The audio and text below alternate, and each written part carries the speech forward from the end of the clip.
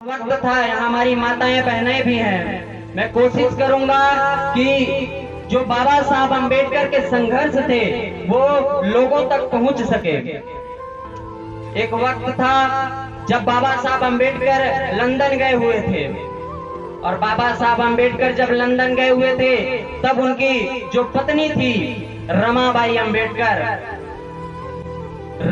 अम्बेडकर ने बाबा साहब अम्बेडकर को खत लिखा, क्योंकि उस वक्त डिजिटल जो आधुनिक था ये बढ़ नहीं पाया था।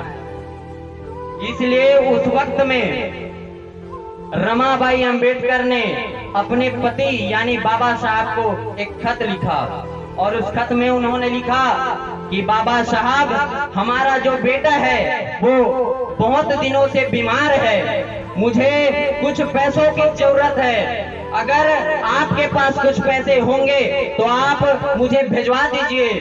उस पैसे से मैं हमारे बच्चों का इलाज करा सकूंगी। बाबा साहब अम्बेडकर रमाबाई अम्बेडकर को जवाब देते हैं, और जवाब में लिखते हैं कि रमा, मेरे पास इतने पैसे नहीं हैं कि मैं पैसे वापस भिजवा सकूं। मुझे 2 वक्त का भी रोटी नसीब नहीं होता। मैं एक छोटे से ब्रेड के टुकड़े को खाकर अपना दिन चला रहा हूं। रमा, अगर हमारा बेटा अगर नहीं बच सकता तो हमें उसे जाने देना चाहिए। एक बाप अपनी पत्नी से कह रहा है कि हमारा बेटा अब बच नहीं सकता तो उसे जाने देना चाहिए। किसके लिए? हमारे लिए। बाबा साहब अम्बेडकर के 4 बच्चों की कुर्बानी दी, और उस कुर्बानी को हम याद नहीं करते, बल्कि उस कुर्बानी को हम सिर्फ 14 अप्रैल को एक जय भीम के नारों में भुला देते हैं। बाबा साहब अम्बेडकर के एक और पुत्र का जब देहांत हुआ तब वो भारत की सरजमी पे थे, और भारत की सरजमी पे जब वो अपने घर पे थे तब उनके बेटे जो छोटे सी उम्र में उनकी गोद में ही अपना प्राण त्याग देते हैं।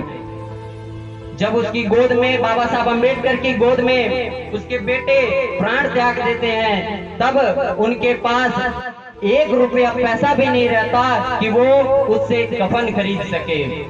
जब उनके बेटे का लाश जो बॉडी है वो सामने पड़ा रहता है, बाबा साहब अम्बेडकर रोते हुए बगल में बैठे रहते हैं। जो गांव वाले इकट्ठा होते हैं और गांव वाले कहते हैं कि बाबा साहब, बच्चे के लिए कफन भी ले आइए, मगर बाबा साहब के पास कफन के लिए भी पैसा नहीं रहता।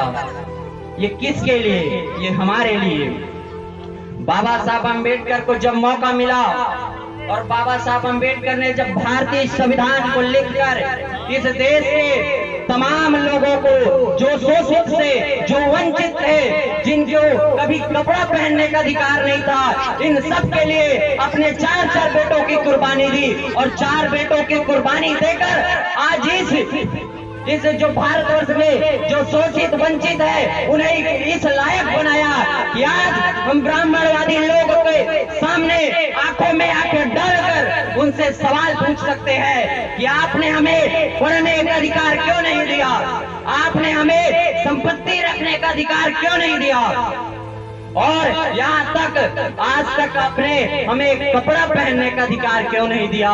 ये सब बाबा साहब अम्बेडकर ने और बाबा साहब अम्बेडकर के संघर्षों की वजह से आज हमें जो मिल रहा है, आज आपके सामने खड़े होकर हम बोल पा रहे हैं, ये सब बाबा साहब अम्बेडकर की बदौलत है। हम उन्हें क्या दिए? हम उन्हें बाबा साहब अम्बेडकर को क्या दिए? होली, दीपावली, रक्षाबंधन, दशहरा, ऐसे तमाम ब्राह्मणवादी त्योहारें हैं। हम सब त्योहार में लिप्त रहते हैं, मगर जब बाबा साहब अम्बेडकर की जयंती आती है तब हमारे जेब से 5 रुपए, 10 रुपए भी नहीं निकलता। हम इस रूप में याद करते हैं हम बाबा साहब अम्बेडकर को। जब बाबा साहब अम्बेडकर को संविधान लिखने का मौका मिला और बाबा साहब ने जो कभी ये लड़ाई ज्योतिबा फूले, छत्रपति साहू जी महाराज, महात्मा गौतम बुद्ध और छत्तीसगढ़ के धरती में जन्मे परम पूज्य गुरु घासीदास बाबा जी के विचारधारा को लेकर संविधान में अंकित किए और इनके विचारों के हिसाब से ही भारतीय संविधान को लिखकर इस देश को सौंपा। और जब वो संविधान सौंप रहे थे तब संविधान सभा में उन्होंने कहा कि ऐ मेरे बहुजन समाज के लोगों, मैंने आपके लिए राजनीति में बराबरी कर दी है, राजनीतिक में समानता ला दी है। अगर मैं यहाँ खड़ा होकर आपके सामने स्पीच कर रहा हूँ तो मेरे वोट का अधिकार भी एक है। अगर मेरे सामने अगर विधायक बैठे हैं, अगर मुख्यमंत्री भी बैठे हैं, अगर अंबानी भी आ जाए उसका भी वोट की कीमत एक ही होगी। बाबा साहब अम्बेडकर ने एक ऐसा परिवर्तन कर दिया कि जिन लोगों को कभी ये ब्राह्मणवादी लोग देखते भी नहीं थे, बाबा साहब अम्बेडकर ने वोट का अधिकार देकर हमें इस लायक बना दिया कि ब्राह्मणवादी लोग भी चुनाव के वक्त हेलीकॉप्टर, एरोप्लेन से नीचे उतरकर हमारे पैर चूमते हैं। और बाबा साहब अम्बेडकर ने कहा कि मैंने आपको राजनीति में समानता दे दी है, मगर आर्थिक, सामाजिक, शैक्षणिक समानता के लिए आपको अपनी बलि देनी होगी, आपको संघर्ष करना होगा, तब जाकर इस देश के जो शोषित वंचित समाज है उसे जो ब्राह्मणवादी लोग हैं वो काबिल समझ पाएंगे।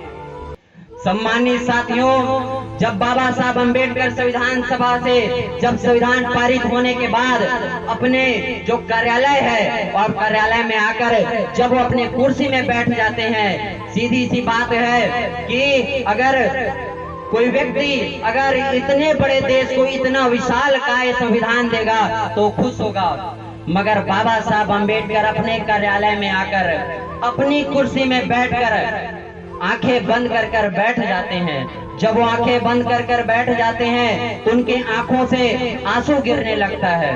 और बाबा साहब अम्बेडकर के जो सहपाठी थे वो उनसे पूछे कि बाबा साहब, आज तो इतने खुशी का दिन है, आप जैसा संविधान चाहते थे इस देश के शोषित वंचित समाज के लिए, आपने ऐसा संविधान बना दिया, फिर आपके आंखों में ये आंसू क्यों?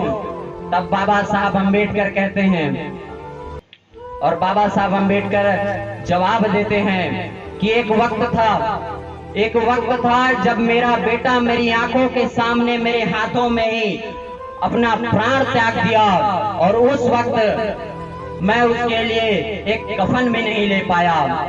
मैंने उन तमाम बेटों को, उन तमाम बापों को इस लायक बना दिया है कि अब इस देश में किसी भी बाप का बेटा मरेगा तो उसे कफन के लिए रोना नहीं पड़ेगा। इसलिए बाबा साहब अम्बेडकर अपने बच्चे को याद करते हुए रोते हैं। आज हम सब बाबा साहब अम्बेडकर को सिर्फ नारों में याद कर रहे हैं और जय भीम चिल्लाते हुए हम अपने ईमान का सौदा कर रहे हैं। आज संसद के बाहर हो, आप जहां भी घूमिए, आप छत्तीसगढ़ में घूमिए, जहां भी बाबा साहब अम्बेडकर का मूर्ति लगा है और मूर्ति हमें इशारा कर रही है कि ऐ मेरे बहुजन समाज के लोगों, मैंने भारतीय संविधान लिखकर गुलामी की जंजीरों को तोड़ डाला है।